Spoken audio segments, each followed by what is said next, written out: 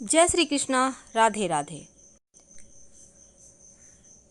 आपके घर में जो पूजा स्थान है, यहाँ पर कुछ चीज़ें ऐसी होती है जो आप रखें तो दोष लगता है, लेकिन कुछ चीज़ें ज़रूर रखनी चाहिए ताकि सकारात्मक ऊर्जा आती रहे और आप लोगों के घर में सिर्फ खुशियाँ हों, टेंशन हो ही नहीं।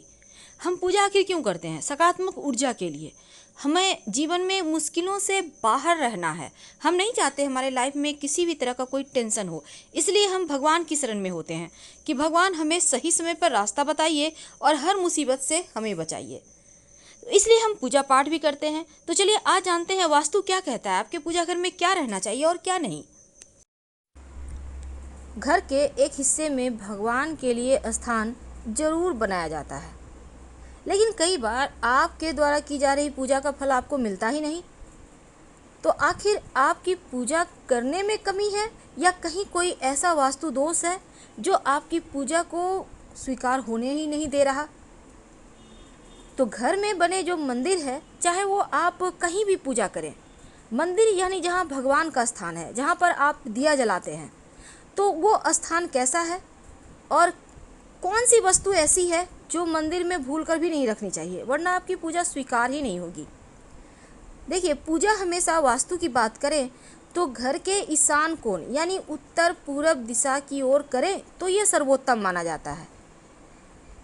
अगर घर में बना जो आपका मंदिर है वास्तु के विपरीत हो, मंदिर नहीं भी है, आप कहीं भी पूजा करते हैं, तो अगर आप वो सही जगह नहीं है तो मन भी आपका पूजा में नहीं लगेगा और इसका लाभ भी नहीं मिलेगा। अब ऐसे में कुछ वास्तु टिप्स जो आपके पूजा को के जो आप पूजा करते हैं जब भगवान को, तो आपकी पूजा जल्दी स्वीकार होगी। इसके लिए सबसे पहली बात तो एक भगवान की मूर्ति एक ही रखें, दो ना रखें। दूसरी, भगवान गणेश की 3 प्रतिमा, 3 मूर्ति पूरे घर में नहीं होना चाहिए। सिर्फ पूजा स्थान में नहीं बल्कि घर में होना ही नहीं चाहिए। 2 बस बहुत है। एक आप अपने घर में मूर्ति रख सकते हैं जहाँ पूजा करते हैं और कहीं पर तस्वीर भी लगा सकते हैं। नहीं तो शुभ कार्यों में अड़चने आएंगी, बनते बनते कार्य आपके बिगड़ने लगेंगे। वास्तुशास्त्र के अनुसार घर के मंदिर में कभी भी टूटी फूटी हुई मूर्ति या तस्वीर है, बहुत पुरानी हो गई है, ऐसे तस्वीर की मूर्ति की पूजा ना करें, वरना नकारात्मकता बढ़ेगी और देवता भी नाराज होंगे। घर के जो मंदिर है, जो पूजा स्थान है, हमेशा उत्तर पूर्व दिशा में ही बनाएं। दक्षिण या दक्षिण पश्चिम दिशा अशुभ दिशा होता है, इस दिशा में पूजा पाठ आप नहीं कर सकते, नहीं तो आपको उतने फल नहीं मिलेंगे। और घर के मंदिर में 2 शंख मत रखिए आप। अब जैसे बहुत सारे घरों में होता है कि आप एक शंख स्थापित कर देते हैं, एक बजाते हैं। देखिए, जो स्थापित कर दिए वो तो ठीक है, पर बजाने वाला एक साथ ना रखें, उसे हटाकर कहीं अलग से रखें। तो घर के मंदिर में 2 शंख एक साथ नहीं रखना है। वास्तु के अनुसार मंदिर जहाँ पर आप भगवान की पूजा करते हैं आसपास शौचालय मत बनवाइए। और दूसरा, बहुत ज़्यादा बड़ी बड़ी मूर्तियाँ भी घर में नहीं रखनी चाहिए। पूजा स्थान पर अगर आप शिवलिंग रखते हैं तो अंगूठे से छोटा रखें और पारद शिवलिंग रख लें तो आपकी पूजा भी जल्दी स्वीकार होगी। देवी देवताओं की हमेशा सॉफ्ट मुद्रा, सौम्य मुद्रा में मुस्कुराती हुई तस्वीर लगाइए। अब ये नहीं कि आपने तस्वीर लाई है, मूर्ति लाई है और भगवान का आंख ऊपर की ओर देख रहा है, नहीं, भगवान की आंखें आपको देखे, आपको आशीर्वाद दे, चेहरे पर मुस्कुराहट हो, ऐसी ही मूर्ति या तस्वीर आप ला के रखिएगा, ये आपके लिए बढ़िया होगा। उग्र देवी देवताओं की मूर्ति स्वरूप वाली तस्वीरें मत रखिएगा, वरना जीवन में मुश्किलें बढ़ जाएगी। और हनुमान जी की भी ज़रूरत से ज़्यादा बड़ा मूर्ति नहीं रखें। और जब हनुमान जी की आप मूर्ति घर में रखते हैं तो प्रयास ये करें कि हनुमान जी बैठे हुए हों, खड़े हनुमान जी की तस्वीर की पूजा मत कीजिएगा। तो पूजा करने में मन अगर एकाग्र ना हो रहा हो तो धन संपत्ति का नुकसान होने लगता है। भूल कर भी आप अपने स्टोर रूम में पूजा का स्थान मत बनाएं और ना ही बेडरूम में आप पूजा करें। तो आप भूल कर भी पूजा की अलमारी ऐसे स्थान पर भी ना रखें जहाँ पर कबाड़ है। इन चीज़ों से आपको बचना चाहिए। अब जैसे कि आप घर में रोज़ मंदिरों में फूल चढ़ाते होंगे, तो भगवान की पूजा के फूल आप ये नहीं कि बासी पड़े हुए हैं घर के कोने में रखे हुए, ये सही नहीं है, आप उनको हटाइए। कोशिश करें कि शाम के समय ही हटा दें। क्योंकि जो सूखा हुआ पुष्प है वो परेशानी को, दरिद्रता को, गरीबी को, अकाल मृत्यु, मंगल दोष जैसी समस्याएं पैदा करता है, इसलिए उनको तुरंत हटाइए।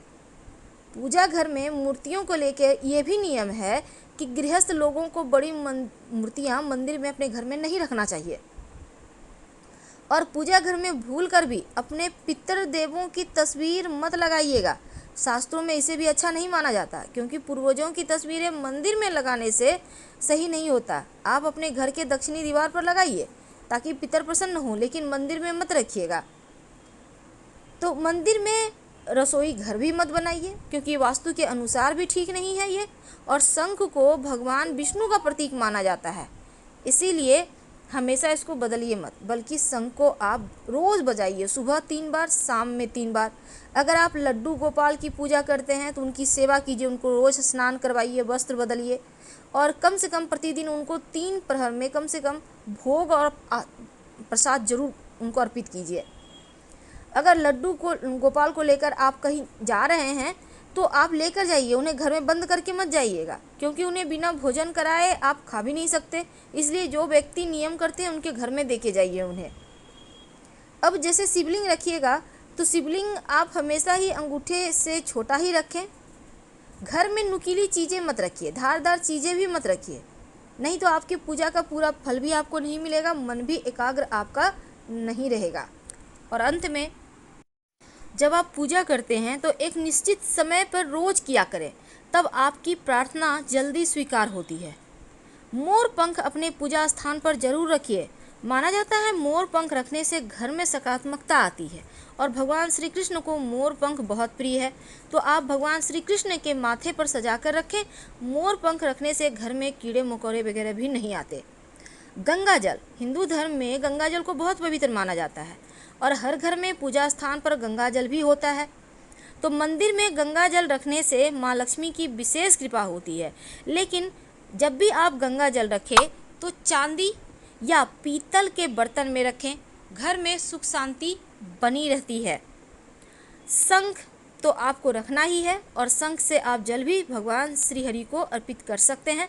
शालिग्राम भगवान को अपने पूजा स्थान पर मत रखें, बल्कि शालिग्राम भगवान को आप अपने तुलसी जी के स्थान पर रखें, क्योंकि शालिग्राम भगवान हमेशा घर से बाहर रहते हैं तुलसी जी के पास। जीवन में आर्थिक समस्या नहीं आती जिस घर में शालिग्राम भगवान होते हैं। तो गंगा जल के साथ गौमूत्र भी है जो बहुत पवित्र होता है, और जिस घर में गौमूत्र रखा होता है देवी देवताओं का आशीर्वाद भी। तो उम्मीद है आपको वीडियो पसंद आ रहा होगा। हम आपसे विदा लेते हैं। अगर जानकारी अच्छी लगे तो चैनल को सब्सक्राइब करें, वीडियो को लाइक करें, अपनों से शेयर जरूर करें। हर हर महादेव। हम जल्द मिलेंगे अगले वीडियो के साथ। धन्यवाद।